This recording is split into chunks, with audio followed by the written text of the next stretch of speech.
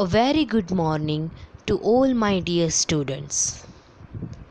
I am Chandni Trivedi from MVM College of Commerce, Management and IT, and I am going to take one of the subjects of BBA semester 1, that is microeconomics. I hope all of you are fine and ready for the online sessions. Yes, because of this coronavirus, we have to start with the online sessions.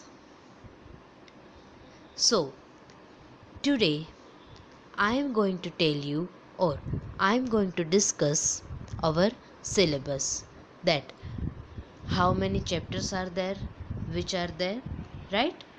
Total 4 units are there in our syllabus. Economics છે એ વર્ડથી I think બધા familiar છે, right? કે ક્યાંય ને ક્યાંય તમે economics છે એ ભણી ગયા છો. હા, બેઝિક્સ તો છે એ બધાને આવી જ ગયું હોય. સો હવે આપણે ઇકોનોમિક્સને ડિટેલમાં સ્ટડી કરશું.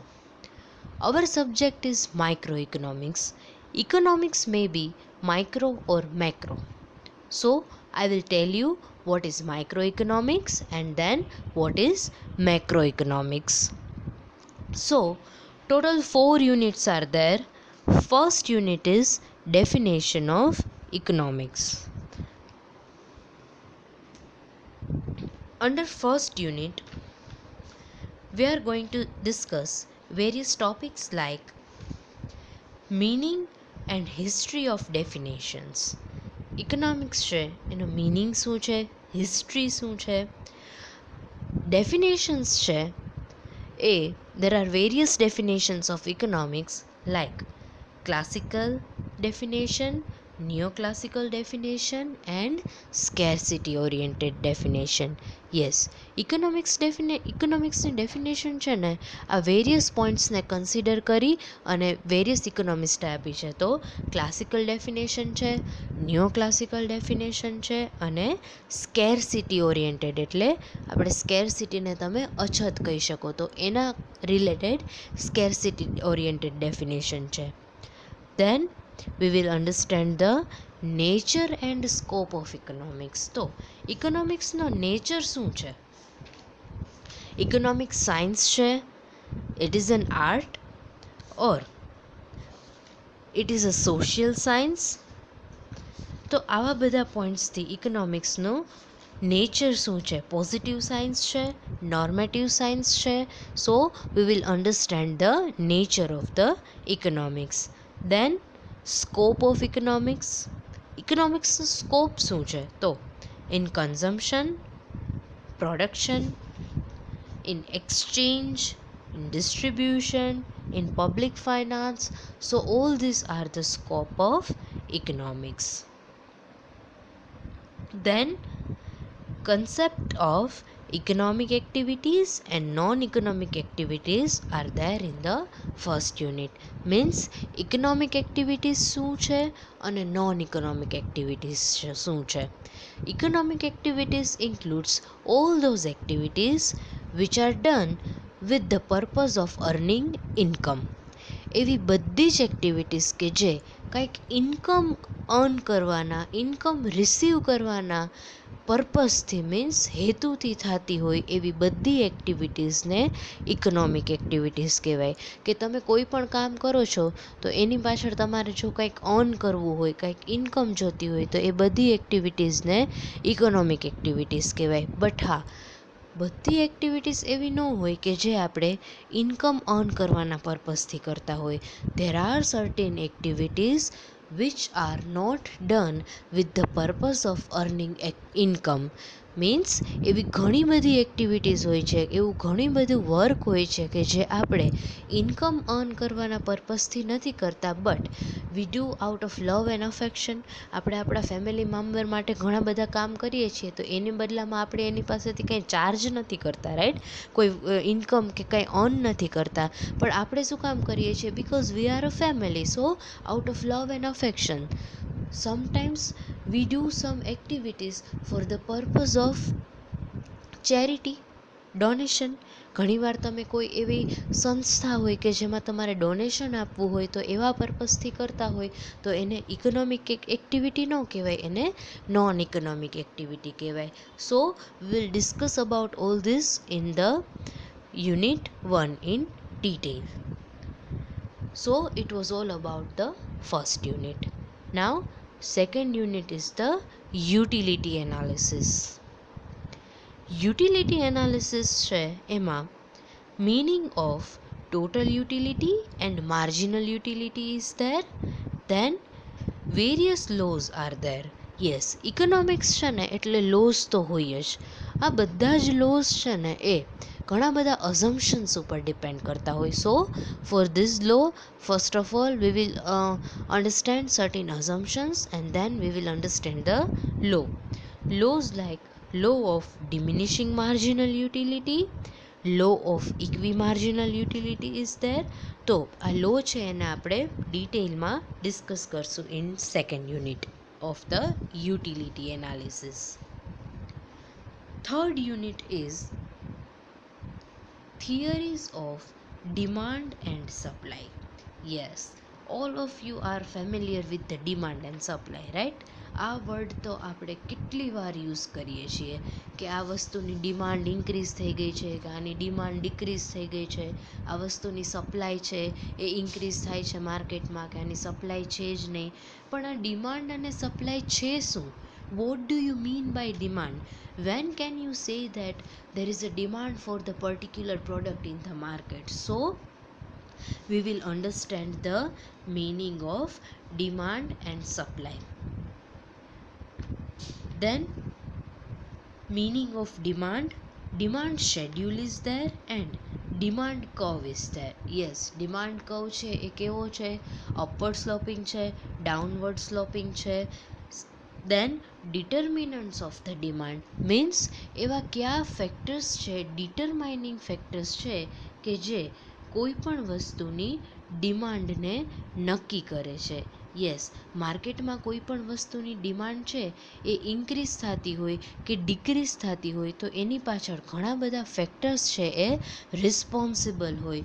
તો આવા કયા ફેક્ટર્સ છે કે જે ડિમાન્ડને ડિટરમાઇન કરે છે, નક્કી કરે છે, એ બધા ફેક્ટર્સ છે એ આપણે ડિટેલમાં સ્ટડી કરશું. Then there is a law of demand. Law of demand શું છે? એક નાના એવા એક્ઝામ્પલથી અત્યારે જસ્ટ સમજાવું તો, તમે જ્યારે શોપિંગ મોલમાં જાઓ તો કોઈ પણ વસ્તુ તમારે એક શેમ્પૂની બોટલ પરચેસ કરવી છે તો એની પ્રાઇસ છે એ 500 રૂપીસ છે. તો અત્યારે તમને એમ લાગે છે કે આ શેમ્પૂની બોટલ છે એ થોડી એક્સપેન્સિવ છે, તો મારે અત્યારે પરચેસ નથી કરવી. પણ જ્યારે તમે નેક્સ્ટ મંથ પાછા સેમ મોલમાં જાઓ છો અને એ શેમ્પૂની બોટલ છે એની પ્રાઇસ 500માંથી રિડ્યુસ થઈને ઘટીને 300 થઈ ગઈ હોય તો તમે એ બોટલ પરચેસ કરશો? યસ. વાય? બિકોઝ એની પ્રાઇસ ડિક્રીઝ થઈ ગઈ. તો જો આ લો ઓફ ડિમાન્ડ થઈ ગયો. મીન્સ પ્રાઇસ ડિક્રીઝ તો ડિમાન્ડ ઇન્ક્રીઝ, અને પ્રાઇસ ઇન્ક્રીઝ તો ડિમાન્ડ ડિક્રીઝ. બટ હા, લો ઓફ ડિમાન્ડ છે ને, આપણે કીધું કે there is an inverse relationship between price and demand, but when all other factors remain constant. પણ આ પ્રાઇસ ઇન્ક્રીઝ થાય અને એની સામે ડિમાન્ડ ડિક્રીઝ થાય, પણ આ બે જ વસ્તુ ડિમાન્ડના લોને ડિટરમાઇન નથી કરતી. એવા ઘણા બધા ફેક્ટર્સ છે.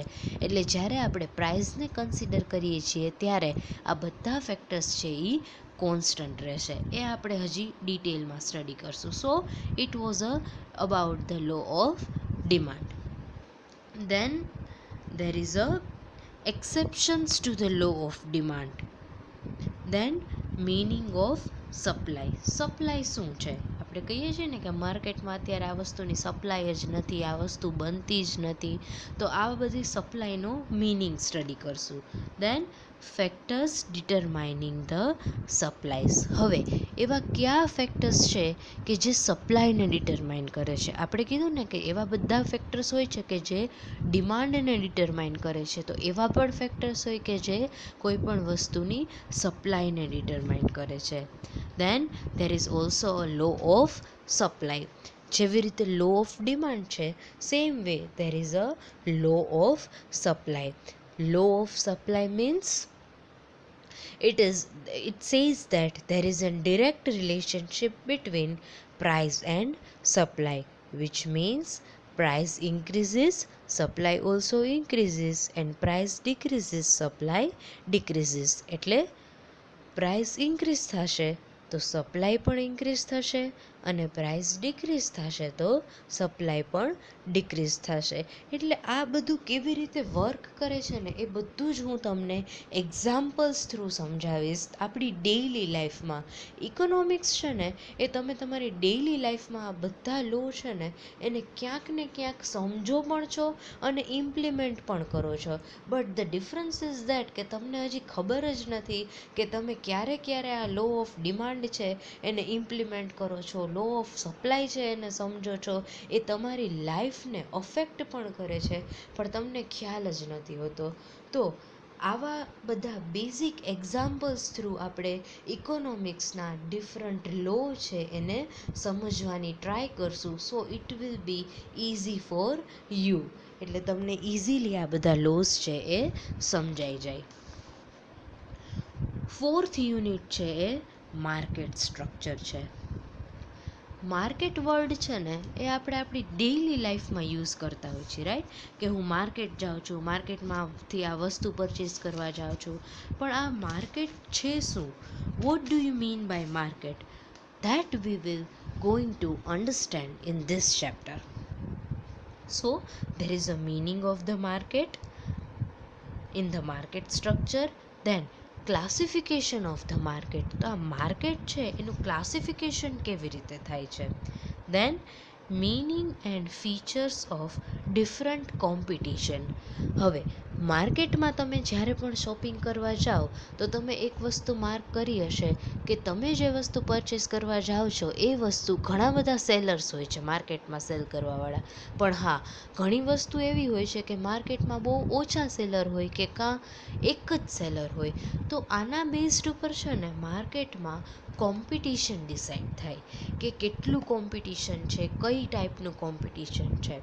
તો આ બધા પોઈન્ટ્સને, આ બધા ફીચર્સને ધ્યાનમાં રાખીને માર્કેટના કોમ્પિટિશન છે એને 4 પાર્ટ્સમાં ડિવાઈડ કર્યું છે.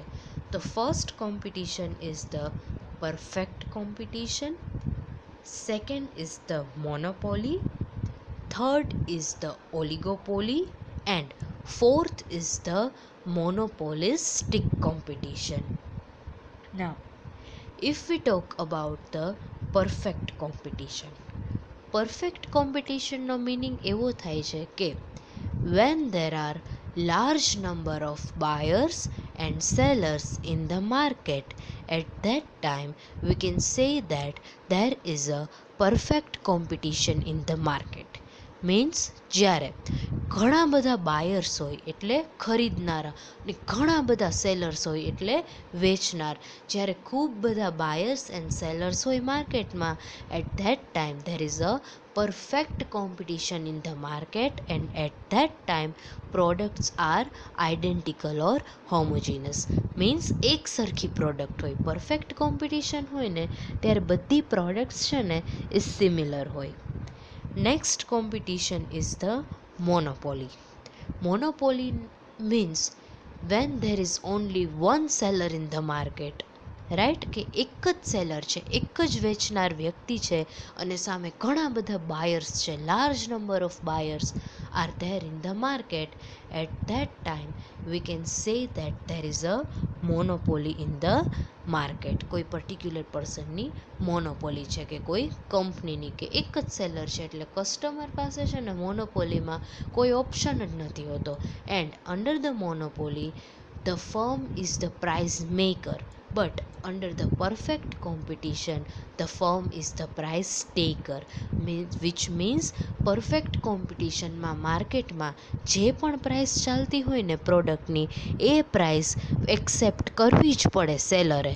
પણ મોનોપોલીમાં જે સેલર છે ને એ પોતાની પ્રાઇસ ડિસાઇડ કરી શકશે. શું કામ? કારણ કે માર્કેટમાં એક જ સેલર છે અને કસ્ટમર પાસે બીજો કોઈ ઓપ્શન છે જ નહીં. સો we can say that under the perfect competition customer is the king of the market. Next competition is the oligopoly.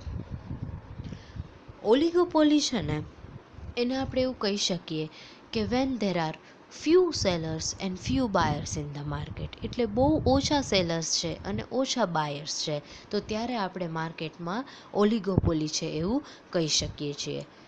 ઓલિગોપોલી છે ને એક આખા અઝમ્પશન ઉપર વર્ક કરે છે. એ હું ફર્ધર આપણે જ્યારે ચેપ્ટર સ્ટાર્ટ કરશું ને ત્યારે ડિસ્કસ કરી અને તમને લોકોને પ્રોપરલી એક્ઝામ્પલ સાથે સમજાવીશ કે what is oligopoly. But right now I am just giving introduction of our syllabus. Otherwise જ્યારે આપણે ચેપ્ટર સ્ટાર્ટ કરશું ને ત્યારે આપણે આ બધા ટોપિક્સ છે ડિટેલમાં સ્ટડી કરશું. And the last competition is the monopolistic competition. Monopolistic competition છે ને એ બે એક્સ્ટ્રીમ્સ વચ્ચેની સિચ્યુએશન છે. એક્સ્ટ્રીમ એટલે કોર્નર કહી શકીએ, એને તમે લોઅર એક્સ્ટ્રીમે કહી શકો ને અપર એક્સ્ટ્રીમે કહી શકો. હવે પરફેક્ટ કોમ્પિટિશનમાં મેં તમને કીધું કે લાર્જ નંબર ઓફ સેલર્સ છે અને મોનોપોલીમાં ઓનલી વન સેલર છે. તો આ બે વચ્ચેની સિચ્યુએશન લાર્જય નહીં અને સિંગલ સેલર પણ નહીં, which means there are many sellers in the market. Same way મોનોપોલિસ્ટિકમાં લાર્જ નંબર ઓફ બાયર્સ પણ નહીં અને સાવ ઓછા બાયર્સ પણ નહીં, but there are many buyers in the market, which means when there are many sellers and many buyers in the market, at that time we can say that there is a monopolistic competition in the market, and at that time products are close substitute, which means perfect substitute નથી, identical નથી. Products છે ને એ identical હોય અને કાં પછી close substitute હોય. Identical કયો કે પરફેક્ટ સબસ્ટિટ્યૂટ કયો કાં પછી હોમોજીનિયસ કયો, એનો મિનિંગ શું થશે કે બધી પ્રોડક્ટ એક સરખી છે, એમાં કોઈ ડિફરન્સ જ નથી. પણ ક્લોઝ સબસ્ટિટ્યૂટ એટલે એક સરખી નથી, એના ફીચર્સ ડિફરન્ટ છે. ઓકે, એક એક્ઝામ્પલથી હું તમને ક્લોઝ સબસ્ટિટ્યૂટ સમજાવું. તો સોપનું એક્ઝામ્પલ લઈએ, સાબુનું. લક્સ છે, લિરિલ છે, ગોદરેજ નંબર 1 છે, આ બધા સોપ છે એનો યુઝ આપણે એક સરખો જ છે, રાઈટ, કે આપણે બાથિંગ પર્પઝથી એનો યુઝ કરીએ છીએ. તો લક્સ ન હોય તો લિરિલ પણ ચાલે, પણ બે એક સરખા નથી. બેની ફ્રેગ્રન્સ ડિફરન્ટ છે, બેનો શેપ કાંઈક ડિફરન્ટ છે. હા, બેના કંઈક રિઝલ્ટ, એનું જે યુઝ છે એ પણ ડિફરન્ટ હોઈ શકે. યુઝ સેમ છે બટ એનું કંઈક રિઝલ્ટ ડિફરન્ટ હોઈ શકે. તો આ એનો યુઝ છે એ એક પર્પઝથી થાય છે, પણ હા એના ફીચર્સ છે એ કાંઈક ડિફરન્ટ છે. સો આને આપણે ક્લોઝ સબસ્ટિટ્યૂટ કહી શકીએ. ટૂથપેસ્ટનું એક્ઝામ્પલ લઈ શકો. પેપ્સોડન્ટ છે, ક્લોઝઅપ છે, કે છે કે આ ક્યાં આપકે ટૂથપેસ્ટ મેં નમક હે, રાઈટ. એટલે બધા શું કરે છે કે કાંઈક ને કાંઈક નવા ફીચર્સ છે એ એડ કરે, એટલે પ્રોડક્ટ્સ છે એ એક સરખી નહીં. ક્રિસ્ટલવાળી ટૂથપેસ્ટ આવે છે અને સોલ્ટવાળી આવે, પછી હર્બલ આવે છે. તો આ બધા ફીચર્સ છે એના બેઝડ ઉપર પ્રોડક્ટ છે એનું ક્લાસિફિકેશન થાય. So at that time we can say that products are not identical or similar but they are close substitute. So it was all about the fourth unit, that is market structure. So all these 4 units are there. I hope now you are clear with the syllabus. But મેં તમને પહેલાં જ કીધું કે અહીંયા સબ chapters કે એને આપણે કન્સિડર કરીએ ને તો ધેર વિલ બી 6 યુનિટ્સ. તો જ્યારે હું સ્ટાર્ટ કરીશ ને ત્યારે 6 યુનિટ એટલે આ 4th યુનિટ છે એના સબ ચેપ્ટર્સ બી ઇન્ક્લુડ કરી અને પછી હું 1 by 1 ચેપ્ટર્સ છે એ સ્ટાર્ટ કરીશ. સો from the next session we will start with the first unit, that is nature and scope of the business economics under the definition of economics. And before starting the first unit, I would like to tell you something, that how we are going to do it, કે કેવી રીતે આપણે આપણા સબ્જેક્ટને prepare કરશું. Yes, most of the students are confused, nervous કે they are from the Gujarati medium, તો કેવી રીતે થશે. So no need to worry at all. We are always there for you. If you have any doubt, any query, we are always there, right? All the faculties are there. Don't worry. કોઈ પણ સ્ટુડન્ટે કાંઈ tension લેવાની જરૂર નથી, બધું સમજાઈ જશે. હા, ઇનિશિયલી થોડી મહેનત કરવી પડશે, but don't worry, you will do it, I know, because we are always there for you, right? So how we are going to do it? આપણો સબ્જેક્ટ છે ઇકોનોમિક્સ. તો હું ફર્સ્ટ યુનિટ સ્ટાર્ટ કરું ને એટલે તમારે ઇકોનોમિક્સની એક બુક બનાવવાની છે. May be 100 pages or as per your convenience, તમને જે કન્વિનિયન્ટ લાગે એ પ્રમાણે એક બુક બનાવજો. એ બુકમાં સે ફોર એક્ઝામ્પલ આજના લેક્ચરમાં મેં 3 ટોપિક્સ લીધા, ઇન્ક્લુડ કર્યા. તો આ ત્રણેય ટોપિક્સ છે ને એના જે સબ પોઈન્ટ્સ છે કે જે મેં મારા પ્રેઝન્ટેશનમાં એડ કર્યા છે, જે તમે લેક્ચર જોશો એટલે તમને ખ્યાલ આવી જશે બધો, ધીમે ધીમે બધું ક્લિયર થઈ જશે, જરાય ટેન્શન લેવાની જરૂર નથી. તો સે ફોર એક્ઝામ્પલ આજના લેક્ચરમાં મેં 3 ટોપિક્સ ઇન્ક્લુડ કર્યા છે. તો આ ત્રણેય ટોપિક્સના જે સબ પોઈન્ટ્સ હોય ને, જસ્ટ પોઈન્ટ્સ તમારે તમારી બુકમાં લખી નાખવાના. પછી શું કરવાનું છે કે એ બધા પોઈન્ટ્સ છે ને એ તમારે ધીમે ધીમે યાદ કરી લેવાના. જુઓ, ઇનિશિયલી ફર્સ્ટ સેમેસ્ટરમાં જો આવી રીતે કરશો તો ક્યાંય પ્રોબ્લેમ નહીં થાય, આઈ ગેરંટી ઇટ. બિલકુલ ઇઝી લાગશે, એકદમ ઇઝી થઈ જશે તમારી પ્રોસેસ, આખી લર્નિંગ પ્રોસેસ, રાઈટ? એટલે આવી રીતે જો કરશો તો તમને મજા આવશે, you will enjoy it, right? એટલે પોઈન્ટ્સની બુક બનાવો, એમાં બધા પોઈન્ટ્સ લખો. Second thing you are supposed to do is, the students who are from the Gujarati medium, you have to keep dictionary with yourselves. તમારે લોકોએ ડિક્શનરી રાખવાની છે. એવો કોઈ વર્ડ આવે કે જેનો મિનિંગ તમને ન ખબર હોય તો એ વર્ડનો meaning, yes, I will try from my side, કે હું બને ત્યાં સુધી ટ્રાય કરીશ કે હું બધા મિનિંગ કહું, right? But now we are in the English medium, so we have to try to learn all the things in English, right? કે આપણે હવે ગુજરાતી ભૂલી જવાનું. હા, ઇનિશિયલી ગુજરાતીમાંથી ઇંગ્લિશ અને ઇંગ્લિશમાંથી ગુજરાતી થોડુંક સમજવું પડશે, બટ હા, બને ત્યાં સુધી એવી ટ્રાય કરો કે તમને ઇંગ્લિશમાં કોપ અપ કરો, તમને સમજાતું જાય. એટલે ડિક્શનરી રાખવાની છે તમારી સાથે. કોઈ એવો વર્ડ હોય કે જેનો મિનિંગ તમને ન ખબર હોય તો તરત આપણે એ નોટ કરી લેવાનો, પેન્સિલથી કે પેનથી, કે ત્યાં સાઈડમાં લખી લેવાનો કે આનો મિનિંગ આ થાય. Yes, right now you don't have the books. We are trying to provide books to you, કે આપણે એવી ટ્રાય કરીએ જ છીએ કે તમને જેમ બને એમ જલ્દી બુક્સ મળી જાય, but we are waiting for the situation to be normalize, right? કે થોડીક સિચ્યુએશન નોર્મલ થાય ને તો તમને બુક્સ બી અવેલેબલ થઈ જ જશે, એવરીથિંગ ઇઝ રેડી. બટ હા, આપણે થોડું વેઇટ કરીએ છીએ, બટ ત્યાં સુધીમાં આઈ એમ શ્યોર કે તમને કોઈ ઇશ્યુ નહીં થાય as far as our subjective sessions are there. તમે એકદમ ઇઝીલી એન્જોય કરશો સેશન્સને, રાઈટ? એટલે first thing is book prepare કરવાની છે, એમાં પોઈન્ટ્સ લખવાના છે અને એ પોઈન્ટ્સને યાદ રાખવાના છે. જો સાથે સાથે જ કરતા જાજો, એવું નહીં કે આજે તો હજી ફર્સ્ટ સેશન હતો તો હવે પછી કરી લેશું, નહીં, હંમેશા સાથે જ કરતા જાજો. જેવી રીતે 10th ને 12thમાં પ્રિપેરેશન કરીને સેમ વે જો તમે એક સેમેસ્ટર પ્રિપેરેશન કરશો ને તો પછીના સેમેસ્ટર્સ છે ને એ તમારી માટે બહુ ઇઝી થઈ જશે. સો બીજું એ કે આ મેથડ છે ને કોઈ પણ થિયરી સબ્જેક્ટ પ્રિપેર કરવા માટેની બેસ્ટ મેથડ છે કે પહેલાં પોઈન્ટ્સ યાદ રાખી લ્યો. પછી શું કરવાનું છે કે તમારી પાસે બુક્સ છે, બુક્સ આવી જાય પછી તમારે બુક્સમાં જે કન્ટેન્ટ છે પોઈન્ટનું, એ કન્ટેન્ટને ફર્સ્ટ ટાઈમ રીડ કરો. તો એવું બનશે કે કોઈ એક સેન્ટેન્સ છે એમાં તમને કોઈ વર્ડનો મિનિંગ નથી ખબર, તો જ્યાં સુધી એ વર્ડનો મિનિંગ તમને નહીં ખ્યાલ હોય ને ત્યાં સુધી એ સેન્ટેન્સ તમને ક્લિયર નહીં થાય. So what you are suppose to do is કે એ વર્ડનો મિનિંગ છે એ તમે ડિક્શનરીમાં સર્ચ કરો અને ત્યાં પેન્સિલથી નોટ કરો. સો એકવાર એ મિનિંગ ખબર પડી જશે ને then you will be clear with the sentence. એટલે તમને આખું સેન્ટેન્સ છે એ સમજાઈ જશે.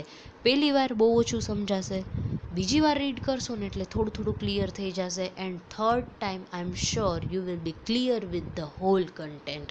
થર્ડ ટાઈમ જ્યારે તમે રીડ કરશો ને, મે બી જો તમારો ગ્રાસ્પિંગ પાવર તમને વાર લાગતી હોય સમજવામાં તો ફોર્થ ટાઈમમાં એ ક્લિયર થઈ જશે. બટ આઈ એમ શ્યોર કે તમને આ મેથડથી છે એ થિયરી સબ્જેક્ટ્સ છે, આવા ટેકનિકલ સબ્જેક્ટ્સ હોય કે જેમાં અમુક ટર્મિનોલોજીસ છે એ તમારે યાદ રાખવી પડે, તો આ સબ્જેક્ટ્સને પ્રિપેર કરવાનો આ બેસ્ટ વે છે. So I hope all of you are now clear with the syllabus, clear with the method with which we are going to prepare our subject.